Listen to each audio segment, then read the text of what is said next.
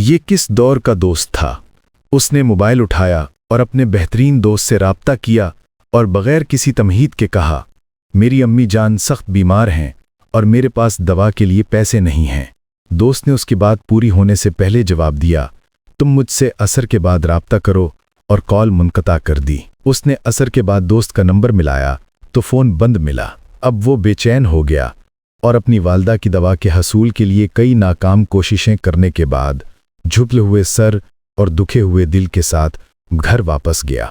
مختلف اندیشوں میں گھرا ہوا اپنی والدہ کے کمرے میں داخل ہوا تو دیکھا کہ وہ پرسکون نیند سو رہی ہیں اور دوا کا تھیلا ان کے سرہانے رکھا ہے۔ اس نے اپنی بہن سے پوچھا، امی جان کی دوا کون لایا؟ بہن نے جواب دیا، آپ کے فلاں دوست۔